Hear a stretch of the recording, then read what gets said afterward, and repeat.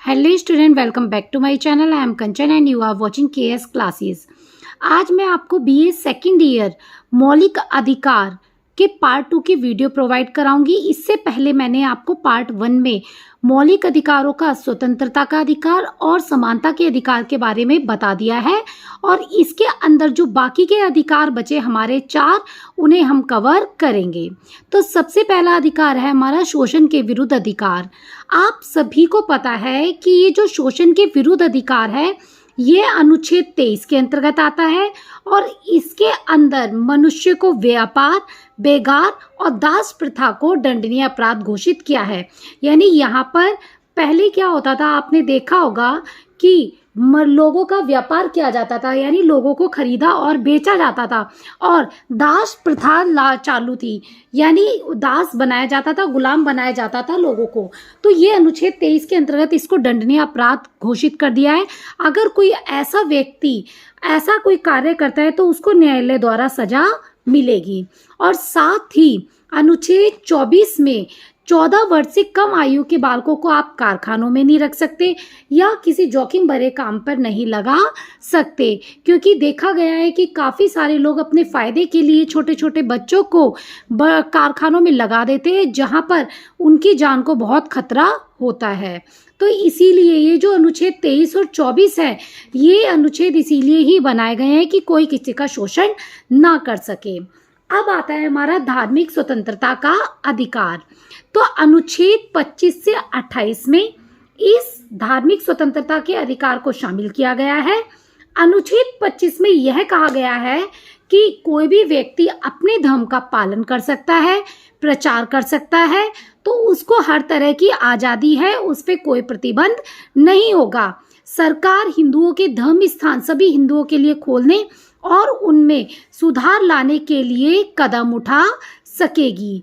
तो सिखों को कृपाण धारण करने की छूट होगी, यानी ऐसा नहीं कि किसी एक पर्टिकुलर धर्म को ज़्यादा महत्व दिया गया है, यहाँ पर सभी धर्मों को कुछ ना कुछ रियायतें या छूट दी गई हैं। और अनुच्छेद 26 ने प्रत्येक धार्मिक समुदाय को अपने धर्म का प्रचार करने के लिए संगठन और शिक्षण संस्था बनाए रखने का अधिकार दिया गया है।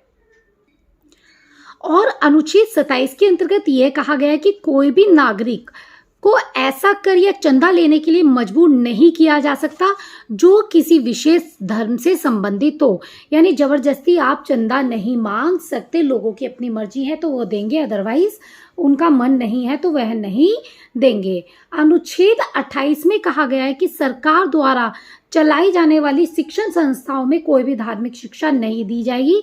सरकार किसी भी धर्म को आगे बढ़ाने के या बढ़ावा नहीं देगी, वह सभी धर्मों को समान रूप से मानकर चलेगी और साथ लेकर चलेगी।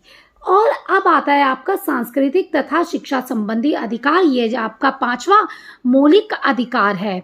इसके अंदर अनुच्छेद 29 में यह कहा गया है कि भारत में रहने वाले सभी नागरिक अपनी भाषा, लिपि और संस्कृति को सुरक्षित रख सकेंगे, और राज्य द्वारा संचालित या सहायता प्राप्त शिक्षण संस्थाओं में धर्म, जाति या भाषा के आधार पर कोई भी भेदभाव नहीं होगा, सभी को प्रवेश करने की अनुमति होगी।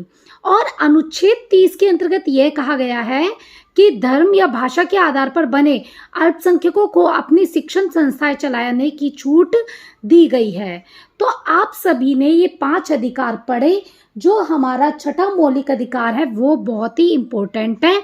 ये है हमारा संवैधानिक उपचारों का अधिकार, यानी राइट टू कॉन्स्टिट्यूशनल रेमेडीज। अब बच्चों देखो यहाँ पर क्या होता है कि आपको अधिकार तो दे दिए गए, लेकिन कई बार क्या होता है कि सरकार या अन्य व्यक्ति आपके अधिकारों को आपसे छीन लेता है या छीनने की कोशिश करता है।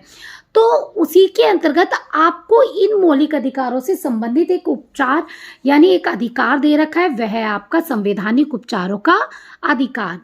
इसके अंदर क्या होता है कि अनुच्छेद 32 में संविधान ने नागरिकों के ऊपर लगाए गए मौलिक अधिकारों की सुरक्षा के लिए उच्च न्यायालय या सर्वोच्च न्यायालय का द्वार खटखटाने का अधिकार दिया है।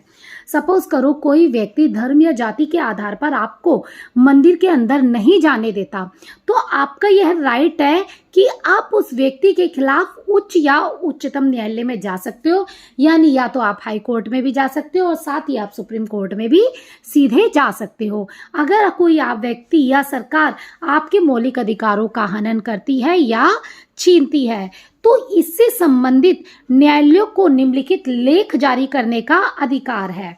एक तो है बंदी प्रत्यक्षीकरण लेख, एक परमादेश, एक प्रतिषेध का आदेश, एक उत्प्रेषण आदेश और एक आपका अधिकार प्रच्छा। तो ये तो थे आपके बच्चों 6 मौलिक अधिकार, और 6 मौलिक अधिकारों के अंतर्गत आपको ये जो इम्पोर्टेंट पार्ट है इसका वह है आपका संवैधानिक उपचारों का अधिकार। उसके अंदर कुछ रिट जारी की गई होती है जो आपकी यह है कि बंदी प्रत्यक्षीकरण आदेश। इसके अंदर मैं थोड़ा सा बता देती हूँ क्या होता है कि अगर किसी व्यक्ति को गिरफ्तार किया गया है तो 24 घंटे के अंतर्गत अंदर उसको न्यायालय में पेश किया जाना जरूरी है। ऐसा नहीं किया जाता तो सरकार पुलिस कर्मचारी पुलिस विभाग को यह आदेश देगी कि आपने अमुक व्यक्ति को मेरे सामने क्यों पेश नहीं किया। तो इसी तरह से ये जो कुछ और रिट हैं ये भी बहुत इंपॉर्टेंट रोल प्ले करती हैं। अब हम देखते हैं मौलिक अधिकारों का मूल्यांकन, यानी अब इसका हम इवोल्यूशन करते हैं। यानी मौलिक अधिकारों की कुछ बातों पर आलोचना भी की गई है। मौलिक अधिकार स्थगित किए जा सकते हैं। आप सभी को पता है कुछ ऐसी परिस्थितियां आती हैं जिनमें मौलिक अधिकार आपके छीन लिए जाते हैं। अगर देश में लगता है कि कोई संकट काल या आपातकालीन स्थिति आ गई है तो आपके मौलिक अधिकार अपने आप स्थगित हो जाते हैं।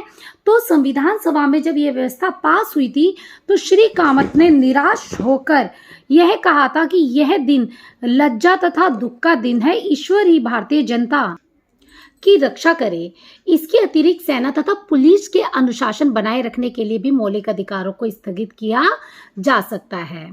तो एक तरह से ये विवादास्पद भी है, क्योंकि अगर संविधान में मौलिक अधिकार दिए गए हैं तो किसी भी परिस्थिति में लोगों से ये अधिकार नहीं छीने जाने चाहिए। अब आता है मौलिक अधिकारों पर बहुत अधिक प्रतिबंध।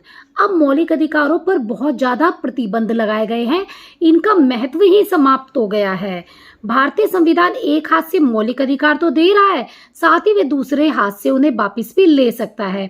जैसे कि आप सभी को पता है कि हमारे 7 मौलिक अधिकार थे, जैसे कि संपत्ति का अधिकार भी था, लेकिन इसे 44वें संशोधन द्वारा स्थगित कर दिया गया। यानी संसद को यह शक्ति भी प्राप्त है कि वह इन मौलिक अधिकारों को वापस ले सकती है। आर्थिक अधिकारों का अभाव। मौलिक अधिकारों की इस आधार पर भी आलोचना की गई है कि इसके अंदर आर्थिक अधिकार को बिल्कुल भी नहीं दिया गया है, यानी काम का अधिकार, वेतन पाने का अधिकार, कुछ परिस्थितियों में आर्थिक सुरक्षा का अधिकार तथा निःशुल्क शिक्षा प्राप्त करने के अधिकार, ये सारे भी शामिल होते हैं। तो इन सब का भी अभाव हमें मौलिक अधिकारों में देखने के लिए मिलता है। मौलिक अधिकारों की भाषा कठिन व अस्पष्ट है।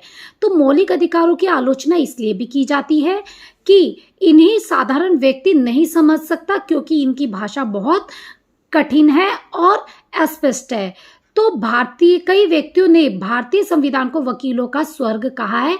उनका कहना है कि मौलिक अधिकारों की भाषा अमेरिकी अधिकार पत्र के समान सरल और स्पष्ट होनी चाहिए थी, जैसे कि उन्हें देखने में नहीं मिली। अब बात करते हैं महंगी न्याय व्यवस्था। आप सभी को पता है कि भारत में जो न्याय व्यवस्था है वो बहुत महंगी है। मौलिक अधिकारों की रक्षा के लिए नागरिक केवल सर्वोच्च न्यायालय अथवा किसी उच्च न्यायालय में ही जा सकते हैं। इस कारण साधारण व्यक्तियों के लिए मौलिक अधिकारों की रक्षा हेतु न्यायालय में जाकर प्रार्थना पत्र देना बहुत कठिन है, क्योंकि इसके अंदर बहुत टाइम लगता है और बहुत पैसा लगता है। तो गरीब व्यक्ति इन अधिकारों को नहीं पा सकता। अब आता है संसद का मौलिक अधिकारों में संशोधन करने का अधिकार। तो 1971 में संसद ने संविधान में संशोधन करके फिर यह शक्ति प्राप्त कर ली थी, जो शक्ति उनसे 1967 में छीन ली गई थी गोलकनाथ मामले में। अब आता है निवारक नजरबंदी व्यवस्था। तो भारतीय संविधान के अनुच्छेद 22 के अंतर्गत व्यक्तिगत स्वतंत्रता का अधिकार प्रदान किया गया है, लेकिन साथ यह भी कहा गया है कि यह अनुच्छेद उन व्यक्तियों पर लागू नहीं होगा जिन्हें निवारक नजरबंदी कानून के अंतर्गत गिरफ्तार किया गया है। तो लोकतांत्रिक देशों में निवारक नजरबंदी की व्यवस्था केवल युद्धकाल के समय के लिए ही की जाती है, परंतु भारतीय संविधान में यह व्यवस्था न केवल शांति काल के लिए भी बनाई गई है बल्कि और कामों के लिए भी बनाई गई है। तो इस तरह से आप देख सकते हो हमारे कितने सारे मौलिक अधिकार हैं और उन्हें किसी परिस्थितियों में छीना भी जा सकता है। किसी भी चीज के नेगेटिव और पॉजिटिव दोनों ही फैक्ट होते हैं।